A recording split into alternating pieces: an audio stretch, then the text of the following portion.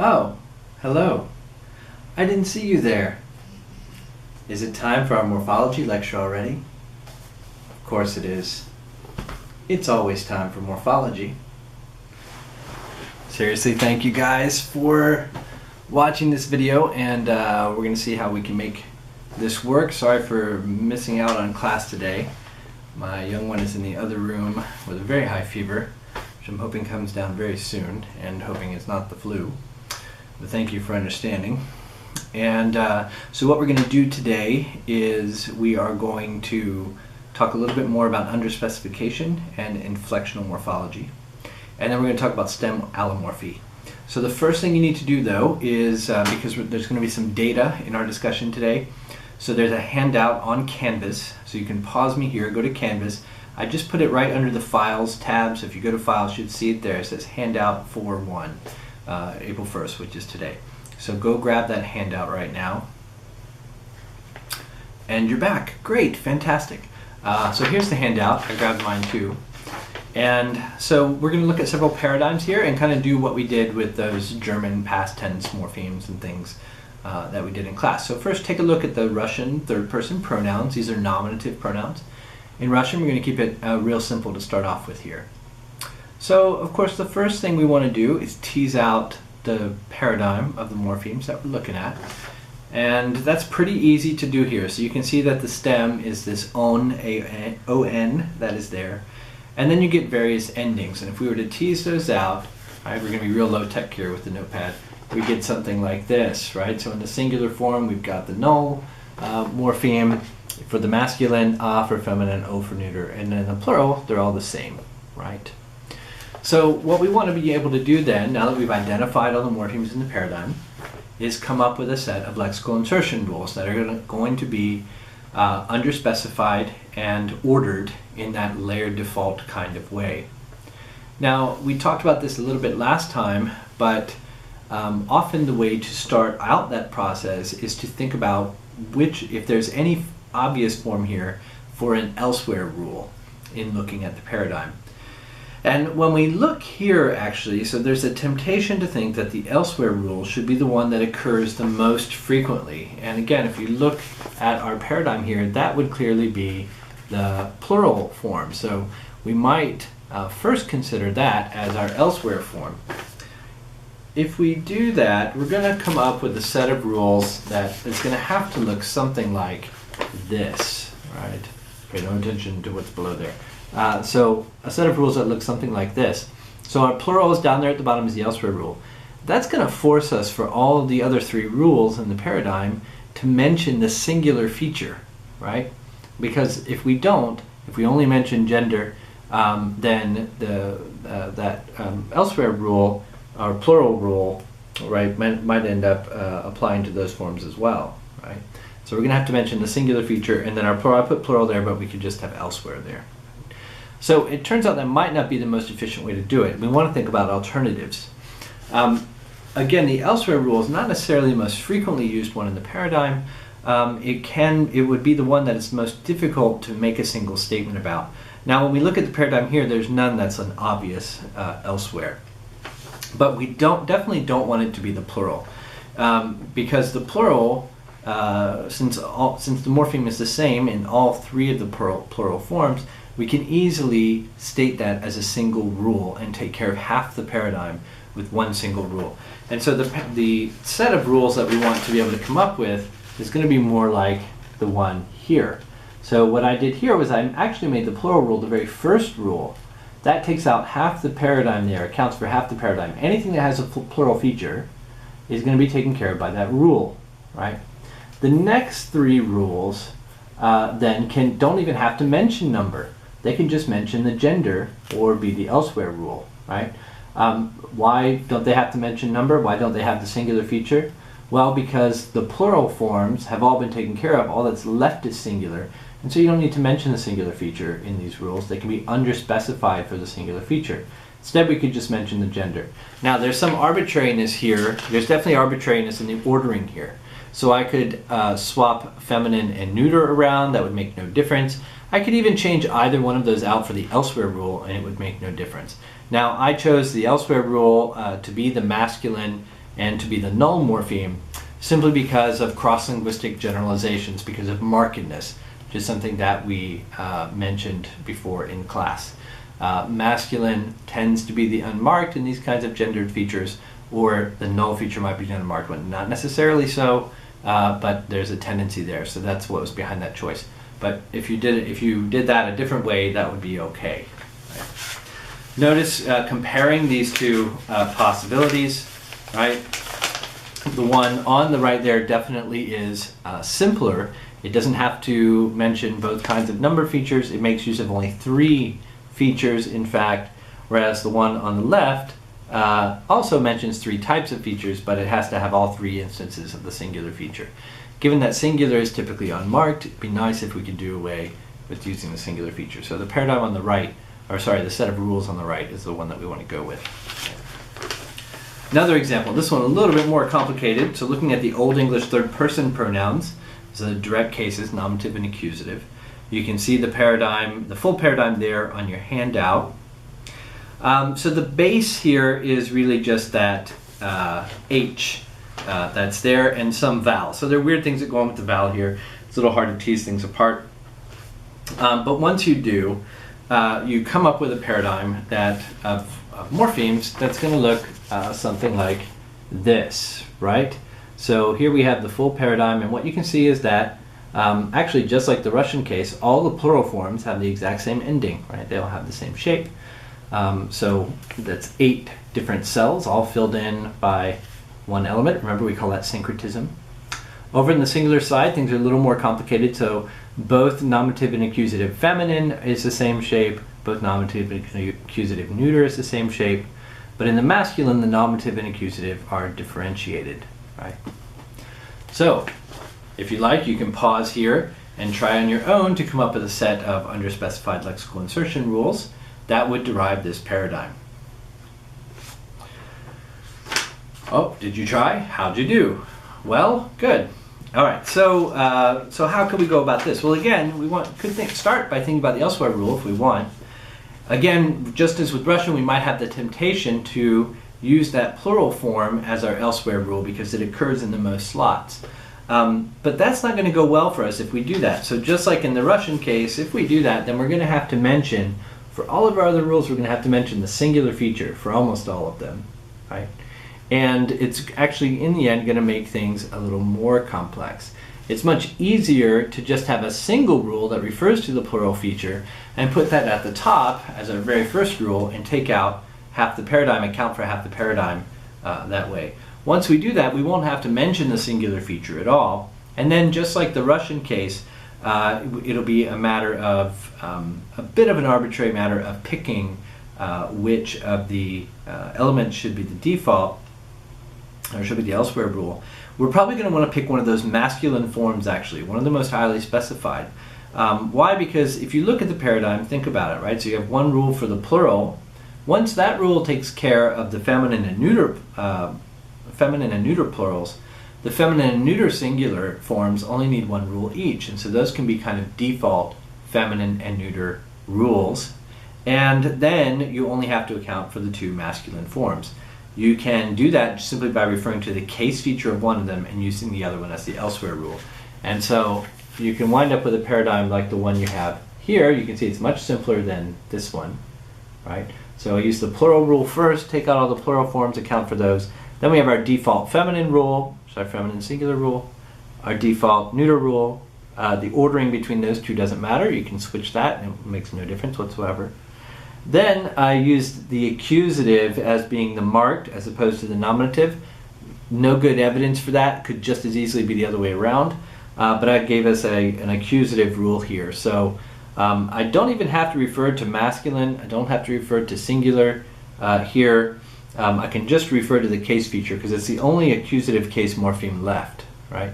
So it ends up being kind of a default accusative rule. And then for our elsewhere, I chose the nominative form. Again, we could swap those up and refer to the nominative feature instead of the accusative one, and it all would be the same. Now, those make different predictions. So if we had access to, native speakers of Old English, which we do not because they're all dead, but maybe we could look at the grammar of Old English and we might find some evidence one way or the other for those. But as far as this data goes, they make the same predictions. All right, so hopefully that's pretty clear. So you should be able to do that given a paradigm of data, tease out the paradigm of morphemes, and come up with a set of lexical insertion rules.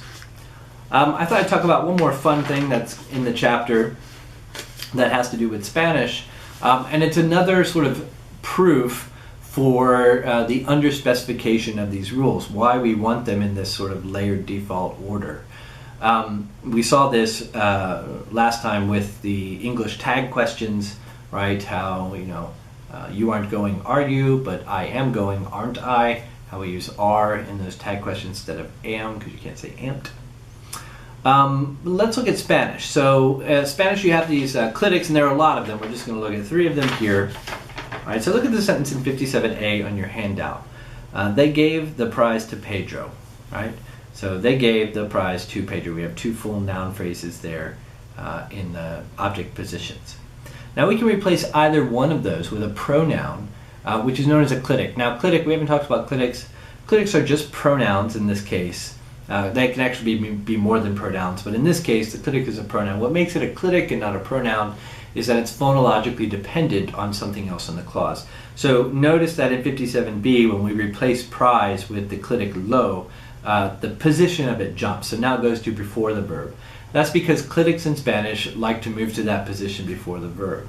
That's their phonological properties. We don't have to worry about that. You can just think of it as a pronoun, really. So they gave it to Pedro. I replaced the prize with it, lo, right? So lo dieron a Pedro, right? 57A, same sentence. 58A, same sentence. 58B. Now we've replaced to Pedro with a clitic. And notice it's a different shape of the clitic. Instead of lo, it's le, right? So this would mean they gave him the prize. Le dieron el premio, right? So le and lo are 2 clitics here. How do they differ? They're both third person. They're both argument clitics as opposed to some kind of locative or other adjunct clitic. But where they differ is in case, right? So one is an accusative clitic. Lo has accusative case features. Le is the dative form of the same clitic, right? So that's how they differ from one another. Now there's another clitic, which could be argued to be third person, but let's just call it an argument clitic. This clitic say, right? Now say is interesting because say shows up in lots of different contexts. We're going to come back to lo and le in a minute, but first we need to talk about say a little bit. So I give you some of those contexts here in 59 through 61. So 59A, you've got an intransitive verb. He has fallen, right? You can use that intransitive verb differently to kind of give it a directional flavor. If you use say as an object clitic, an argument clitic, in that clause in 59B. So say shows up in an argument position, and now it gives it a different semantics.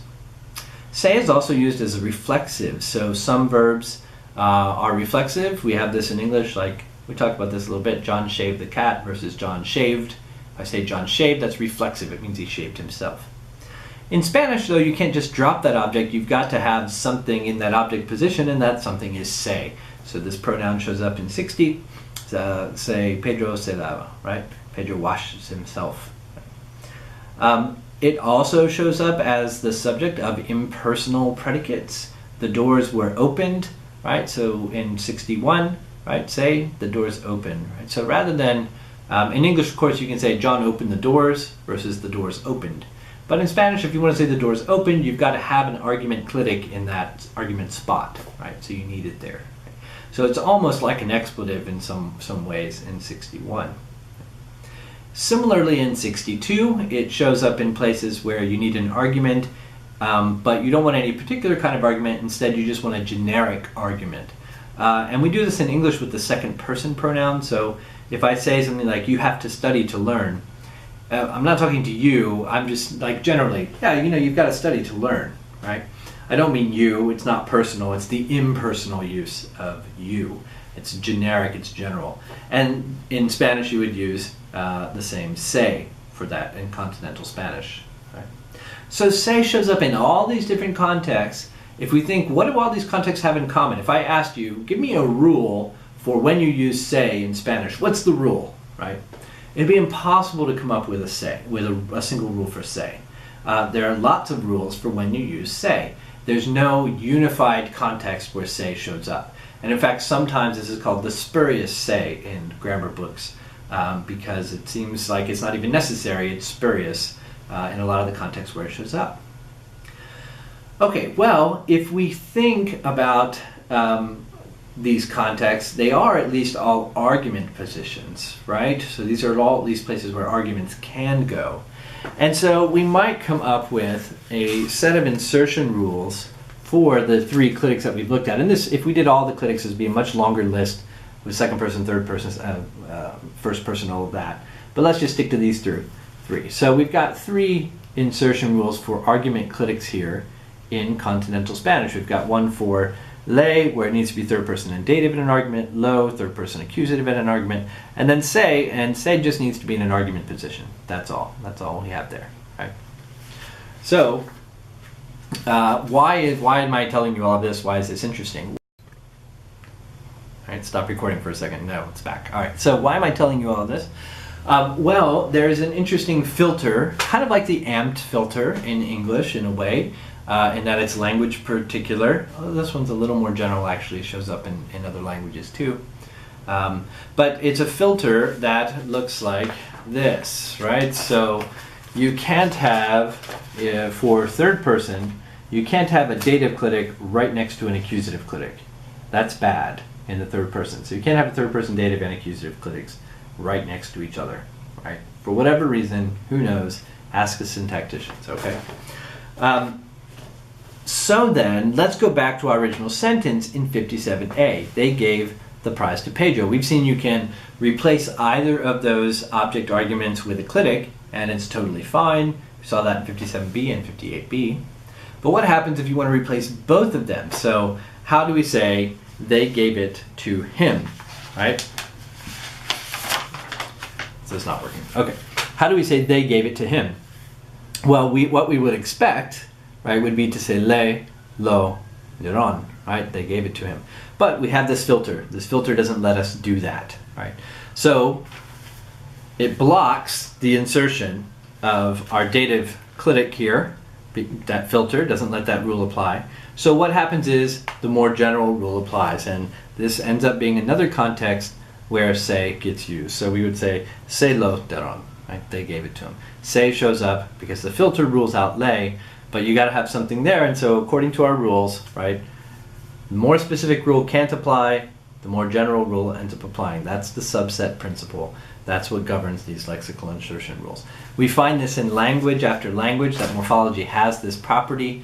In particular, inflectional morphology, although it can be extended to other aspects as well, and we could talk about that a little bit, but excuse me. It's this very general principle that when a more specific form gets blocked, a more general form is inserted instead. You don't have to capture that with layered lexical insertion rules. That's what we're using to capture those. You can capture it in other ways, but any theory of morphology is going to have to capture that very general property, that very deep insight into word structure, into morphological paradigms. It's going to have to capture that in some way. All right, any questions about any of that? Haha, you can't ask. So I will just go on to the next thing, which is our last thing in this chapter. So we want to talk about one final kind of contextual allomorphy. So we talked about suppletive allomorphy. Remember the plural forms in English that we looked at. Now what we've seen is really all inflectional morphology can be thought of as contextual morphology, right? By the way, we could think about extending that. This is outside your book and this won't be on the test, but think about some of the derivational morphemes that we've looked at. Think about ity versus ness, right? So ity that attaches to adjectives like odd, and you get oddity and it creates a noun. Ness, which attaches to other adjectives like happy, and you get happiness, right, which is a noun. Ity and ness basically do the same thing and mean the same thing. They both attach to adjectives. They both create nouns that have a very similar kind of meaning. They're this sort of abstract nouns that they create from adjectives, right? And they're in complementary distribution, so more or less. So if you say oddity, oddness sounds weird because you'd rather use oddity, right? You can't say happity, you have to say happiness, right? So why not treat those two morphemes, ity and ness, as if they're just allomorphs of the same abstract nominalizing morpheme, right? So you could have one abstract morpheme that selects for adjectives and creates nouns and has a meaning of, state of being X or whatever the meaning is. And it has two different possible forms. It's ity in the context of these particular roots, and you would list odd and pure and a few dozen adjectives in English that take that ity. And then you would have ness, which is the elsewhere, right? If you think about ness, as we talked about, ness is pretty much fully productive for any adjective that doesn't take ity, right? Or like warmth and depth and those, that would be in that list too. It would be one of the allomorphs of this nominalizing adjective selecting morpheme, right?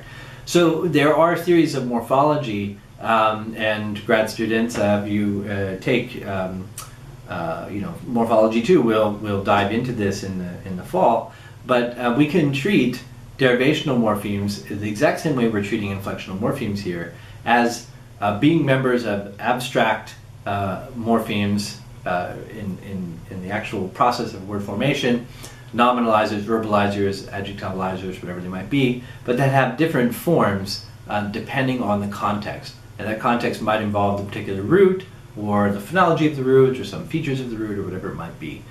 You can treat them this way as well. It's a little less intuitive than it is with inflectional morphology, but fundamentally there's really no difference in the problem. It's the same problem. You have a paradigm of nominalizers, and you have different forms showing up in different contexts, and they're in complementary distribution. And so you can capture that in exactly the same way. And some current theories of morphology do exactly that. Okay, so a little rabbit trail there. All right, so stem allomorphy. So what are we talking about, stem allomorphy? Several of you have asked about this as we've gone along in the course, and I've said, wait, we're not going to talk about that yet. So now we're finally going to talk about it. So I'm talking about things like this. Like English actually has a lot of this. So think about past tense forms: write, wrote, drive, drove, run, ran, drink, drank, ring, rang, right? Or some of the plural forms: foot, feet, woman, women, man, men, mouse, mice, right? So these are cases, we would call them in English class or grammar class, we'd call them irregular forms, right? But in particular, they're not just irregular, they're forms where the root itself or the stem itself has undergone some change in a particular context, right? So mouse is the usual form of that verb, but in the plural context, we say mice, right? The vowel changes. This is known as ablaut when the vowel changes, by the way. If you get a consonant change, it's sometimes called consonant mutation, right? Like in other cases that we'll see. So what do we make of this, right? So we tend to think on an intuitive level, but here's a place where our intuition doesn't serve us very well. So we might tend to think, oh, that vowel change is really what has signified, say, the past tense or the plural form or something like that. But it's not a regular process. If it were, if we could write a rule for it and maybe capture it that way. And we might actually entertain that possibility in the final chapter when we look at floating features and stuff like that. So we may come back to that. But let's think about this a little more deeply. So these kinds of examples where you don't get any suffix, right? That's one thing that's important to note about these, is that all those forms we just mentioned, the plural forms, past tense forms, there are no suffixes in those forms, right? The only thing signifying the inflectional feature is a change in the stem, right? But there are other kinds of stem changes as well where you in fact do get affixation. So these are not things that are in complementary distribution. So think about leaf, leaves, or knife, knives, or house, houses, right? Where in each of those cases you get the regular plural morpheme being added to the stem, but you also get a consonant mutation in the final consonant of the stem, so that f becomes v or s becomes z. It's a voicing that's taking place there, right?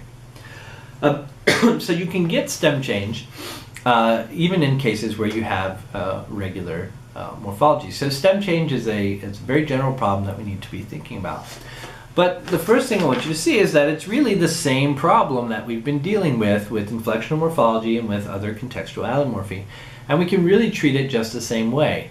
So for example, what we could say for leaf, right, is that there are two forms in the lexical entry for the stem leaf. And in the context of a plural morpheme, in the context of a plural feature, the form leave is used. Right? And then the elsewhere context would be leaf. Right? You do the same thing over here for house.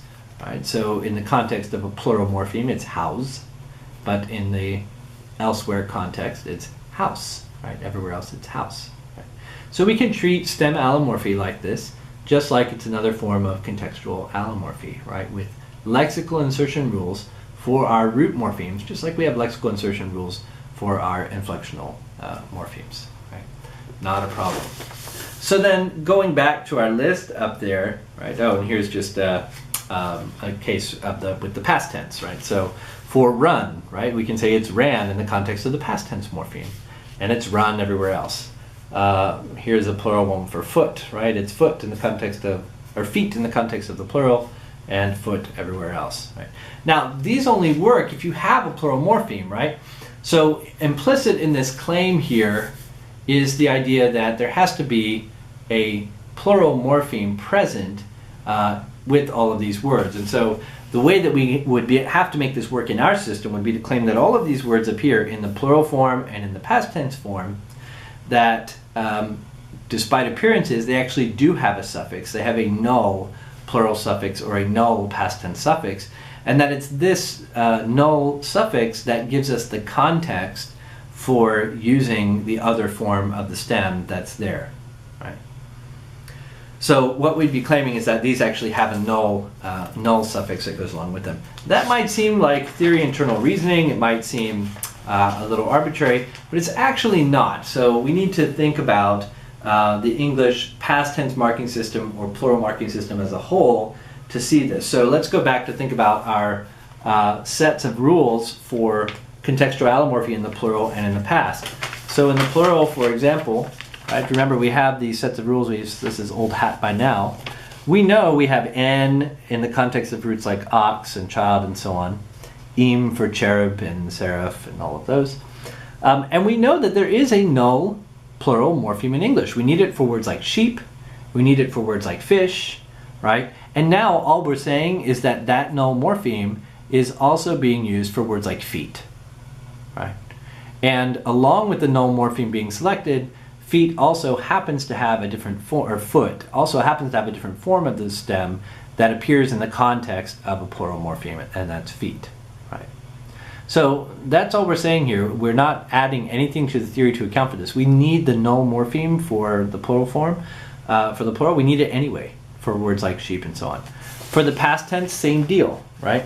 There are irregular past tense suffixes. There's t in for nouns like dwell and learn, learnt. If you have that in your dialect, you might not.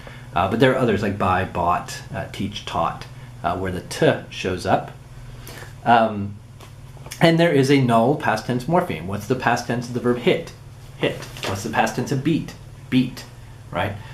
So there are lots of verbs in English that take the null past tense. And so all we're saying is that verbs like run, verbs like write, those also take the null past tense form.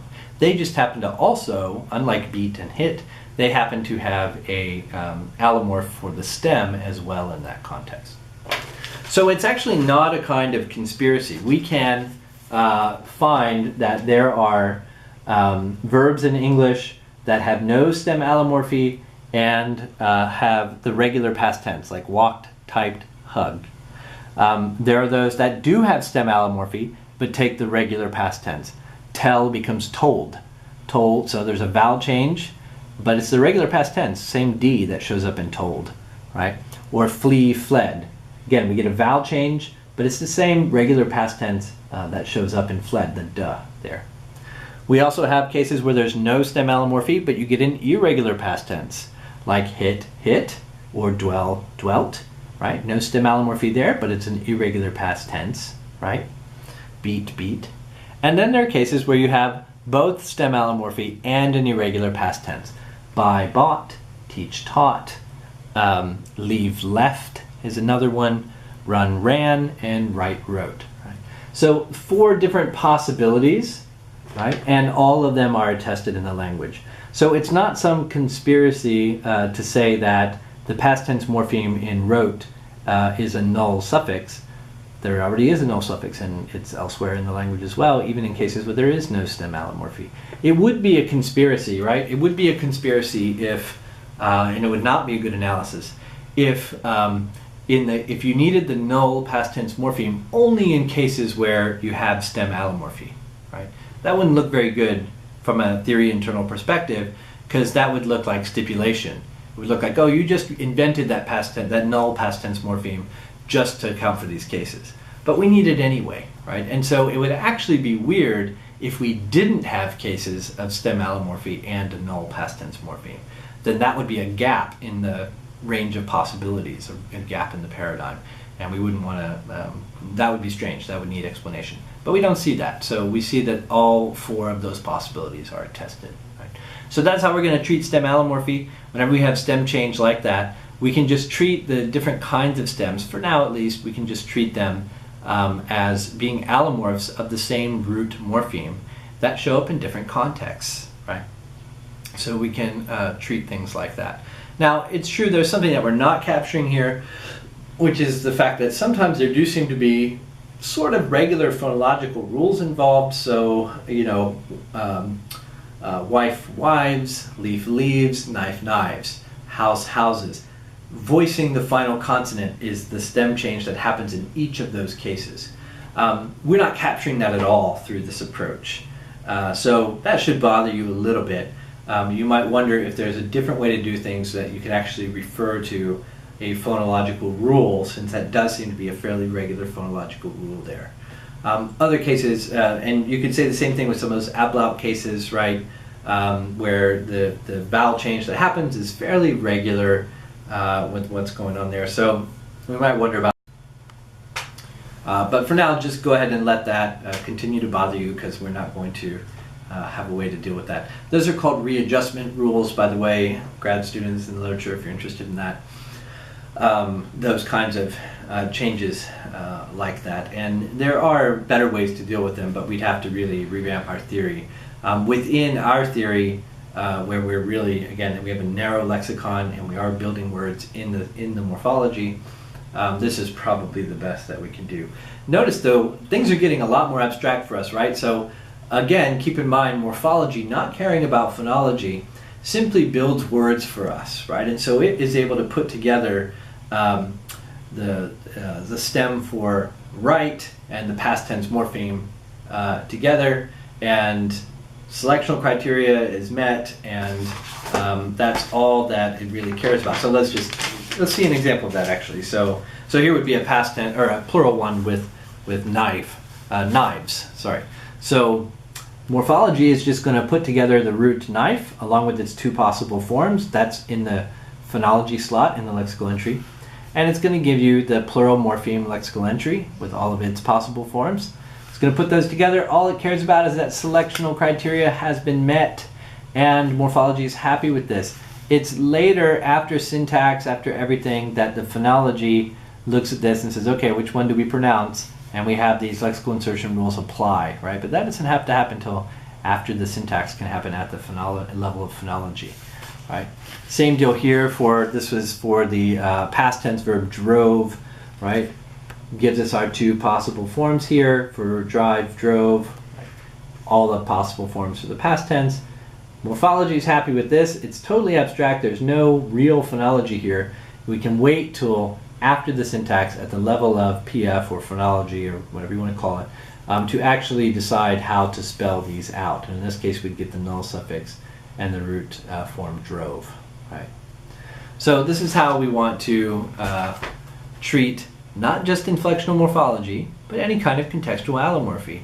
And so that can be very different morphemes that all fill the same slot, be they different forms of a plural morpheme, be they the full paradigm of theme vowels in Italian. It can also be a paradigm of forms of a stem, right? So all cases of contextual allomorphy we can treat in this way.